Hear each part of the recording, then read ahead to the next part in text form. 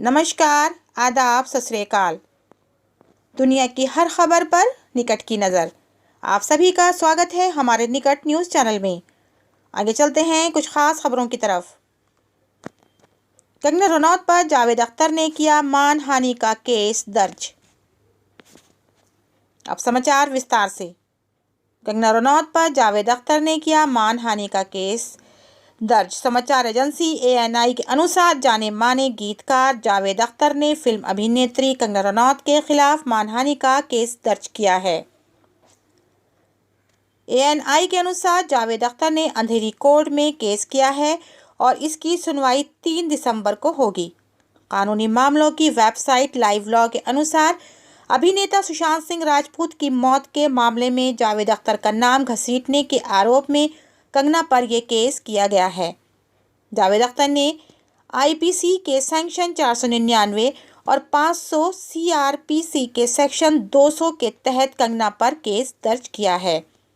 जावेद अख्तर की तरफ से केस करने के दौरान कहा गया है कि कंगना ने रिपब्लिक न्यूज़ चैनल को दिए गए एक इंटरव्यू में कहा था कि माफिया लोग हिंदी फिल्म इंडस्ट्री को चला रहे हैं और महेश भट्ट और जावेद अख्तर जैसे लोग इस कथित माफिया का हिस्सा भी हैं। कंगना ने रिपब्लिक चैनल को कहा था, जावेद अख्तर जैसे लोग हैं जो खुद को नास्तिक कहते हैं, लेकिन उनका पूरा गिरोह इस बात पर निगाह रखता है कि कौन इस्लाम समर्थक है और कौन इस्लाम समर्थक नहीं है। जावेद अख्तर का ये भी कहना है कि कंगना ने इस वीडियोस को लाखों लोगों को दिखाया है और लाखों लोगों ने देखा है, जिससे उनकी छवि को नुकसान पहुंचा है। 33 साल की कंगना रनौत के खिलाफ हाल ही के दिनों में कई केस दर्ज किए गए हैं। पिछले महीने बांद्रा की एक अदालत ने कंगना के खिलाफ FIR दर्ज करने का आदेश भी दिया था। कोर्ट के अनुसार कंगना ने अपनी ट्वीट के जरिए कथित तौर पर हिंदू और मुसलमानों में नफरत फैलाने की कोशिश की थी।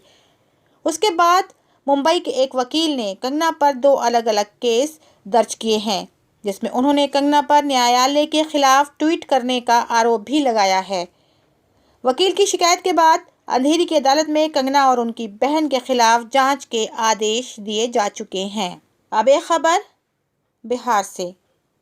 बिहार चुनाव दूसरे चरण में 53.51% मतदान। समाचार एजेंसी ANI के अनुसार बिहार चुनाव के दूसरे चरण में 53.51% मतदान हुए। मंगलवार को दूसरे चरण में 94 सीटों के लिए वोट डाले गए। चुनाव आयोग के अनुसार अभी तक की मिली जानकारी के अनुसार 53.51% मतदान हुए। हालांकि फाइनल आंकड़ों में मतदान के प्रतिशत में कुछ इजाफा होगा। दूसरे चरण में मुख्यमंत्री नीतीश कुमार के अलावा नेता प्रतिपक्ष तेजस्वी यादव, पूर्व मुख्यमंत्री राबड़ी देवी, केंद्रीय मंत्री रविशंकर प्रसाद, पूर्व केंद्रीय मंत्री CP ठाकुर ने अपने अपने वोट डाले। इसी चरण में महागठबंधन के मुख्यमंत्री पद के उम्मीदवार तेजस्वी यादव की सीट रघुपुर में भी मतदान हुआ।